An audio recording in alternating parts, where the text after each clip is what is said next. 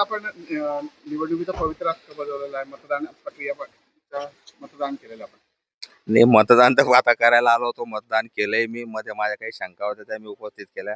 त्यांनी उमेदवार म्हणजे तू कार्ड दाखव तुझं. म्हटलं मग उमेदवार आहे बाबा, मी उमेदवार आहे. त्यांचं मला नाव सापडत नव्हतं.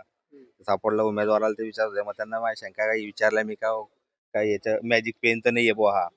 कारण मॅजिक पेन हा बराचसा विषय राहतो. मॅजिक पेन जर आपण टाकलं तो जो 1-2 दिवसांनी तो मॅजिक पेन गायब होऊन जातं.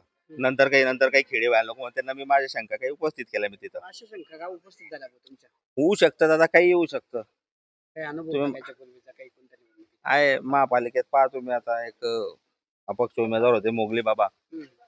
त्यांनी मिरवणूक काढून टाकली होती विजयाची, आणि नंतर त्याला माहित पडलं की तो पराभूत झालेला आहे. आता आमच्या पक्षाचे कुलभूषण पाटील आहे. त्यांना आजपर्यंत सुद्धा माहिती नाही ते किती मतांना पराभूत झालेले आहे. तो विचारून हे झाला त्यांना की बाबा मी किती मतांना पराभूत झाला ते तरी सांगा. म्हणून माझी शंका जी होती ते मी त्यांना उपस्थित केले. समाधान काय त्यांनी दिले, आता गुडगुडीचे उत्तर दिले.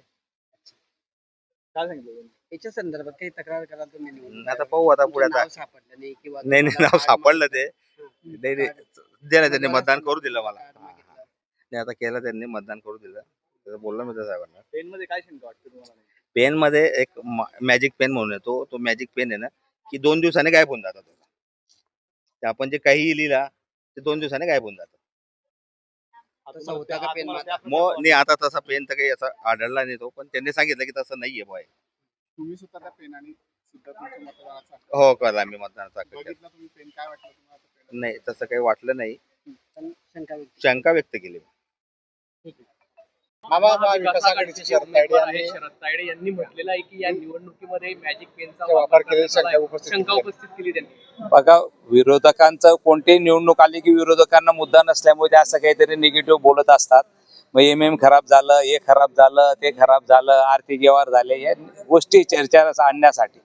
पण मला वाटतं जनता खुळीने, जनता हुशार, सर्व मतदार म्हणजे कोणतीही निवडणूक असेल जनताला सर्व समजतं. सुज्ञ जनता आहे. विकासाकडे लोकांची वाटचाल आहे. विकास कोण करू शकतं, विकासाला मतदान केलं जातं. राज्यात किती जागा आपल्या येतील? 17च्या 17 येतील. आता बिनविरोध झालाय, पण 17च्या 17 जागा महायुतीच्या येतील.